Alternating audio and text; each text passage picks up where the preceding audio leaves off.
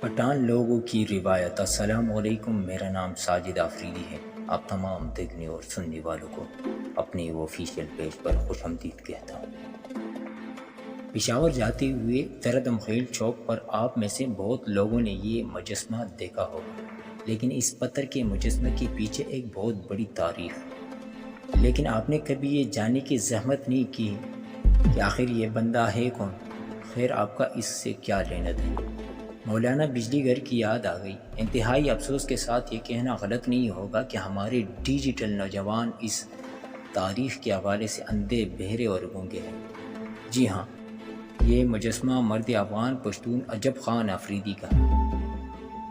انگریز سامراج کے مخالف 1923 میں درہ دمخیل کے غازی عجب خان آفریدی کی لڑائی اس وقت شدت اختیار کر گئی جب غازی عجب خان انگریز کے کوہاٹ، فوجی چھاونیوں اور دیگر مراکز کو حملوں کا نشانہ شروع کیا۔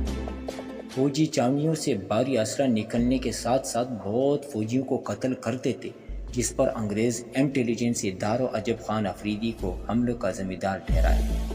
ایک دن اچانک انگریز فوج نے عجب خان آفریدی کے گھر کا محاصرہ کر کے گھر کا تلاشی لینے کے ساتھ ساتھ گھر کے چار دیواری کی عزت پامال کی اور ان کی والدہ محترمہ سے بدسلوکی سے پیش آئے، جس پر عجب خان آفریدی کی ماں نے عجب خان آفریدی کو انگریز سے بدلہ لینے کا حکم دیا، اور ساتھ اس کی ماں نے یہ بھی کہا کہ جب تک تم انگریز سے میری بے عزتی کا انتقام نہ لو، مجھے اپنی شکل مت دکھانا، اور نہ ہی تب تک گھر نہیں آنا، یہاں تک کہ اپنے دودھ تک بخش نہ کرنے کا کہا۔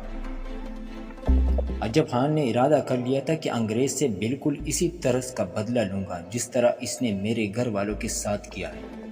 اس وقت آدھے پشتون انگریز کے ساتھ کھڑے تھے، جبکہ آدھے سے کم انگریزوں کے مخالف یعنی عجب خان کے ساتھ کھڑے تھے۔ جو پشتون انگریز کے ساتھ کھڑے تھے وہ عجب خان کو غدار و ملک دشمن کہتے تھے۔ وہ پشتون جو انگریزوں کے چمچے تھے کہتے تھے کہ عجب خان آفریدی پاگل ہے۔ جو لوگ انگریز کے ساتھ کھڑے تھے، اس کی بنیادی وجہ یہ تھی کہ انگریزوں نے ان کو نوکری دی ہوئی تھی۔ کچھ دنوں بعد عجب خان آفریدی نے کوہاٹ کے قریب یہاں کے سب سے بڑے انگریز آفیسر کے گھر پر حملہ کیا اور اس کی بیٹی مس ایلس اٹھایا اور اس کی بیوی چیخ و بکار پر مجبورہ تیغ سے قتل کر دیا۔ کیونکہ انگریز آفیسر گھر کے ارد گرد فوج کا محاصرہ تھا، اس کے ساتھ ساتھ انگریز آفیسر کے خاص صفائیوں کو جہنم حاصل کرتے ہوئے ایلس کو اڑا کر لے گئے۔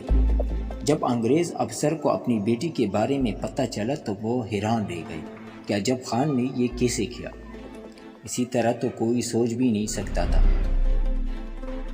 10 دن کوہاٹ ٹنل پہاڑ کے ایک غار میں رکھا، اس کے بعد افغانستان جا کر وہاں کی حکومت سے پناہ مانگ لیا۔ افغانستان حکومت پناہ کے ساتھ سینکڑوں ایکڑ زمین بھی مزار شریف میں اس کے نام کر دی۔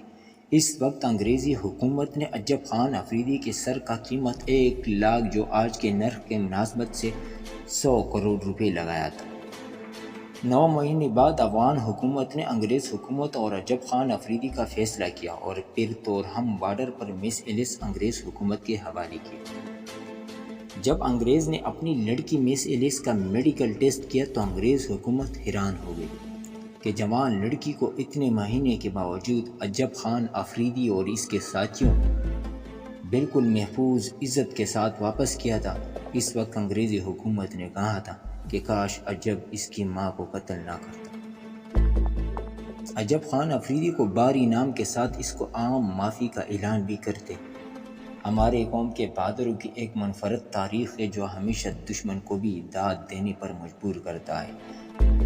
1985 میں مس ایلس سرکاری پروٹوکول کے ساتھ درہ دمخیل آئی تھی، عجب خان آفریدی کے گھر، اور وہ پناہ گاہ جن میں مس ایلس رہ چکی تھی، وہاں جا کر بہت روئی۔ اس کے بعد عجب خان آفریدی کے آخری زندہ دوست ملک شیر خان باشی خیل سے ملاقات کیا اور مس ایلس نے شیر خان کو یاد دلایا کہ کوہاٹ ٹنل کے اوپر اغوا کے وقت آپ ہم کو گھر سے دودھ لا کر پلاتے تھے، جس پر دونوں روتے روتے ہاتھ میں لائے۔ تو یہ تھی عجب خان آفریدی کی کہانی۔ درہ دمخیل سے ان کا تعلق تھا۔ جتنی تعریف کی جائے عجب خان آفریدی کی کم ہو۔ تاریخ نے یہ ساری باتیں چھپائی ہوئی ہے، لیکن ہمارے کچھ مشران نے اپنے اپنے پاس محفوظ کر لیے۔ 1923 1947 آسمان اور زمین کا فرق ہے، اور یہ جنگ انہوں نے 1900 سے پہلے شروع کی تھی۔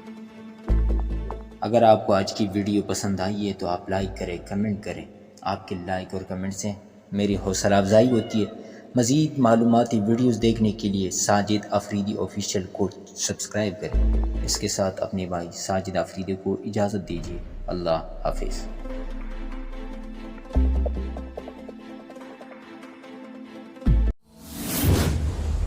Please friends subscribe Sajid Afridi official and press the bell icon for latest videos.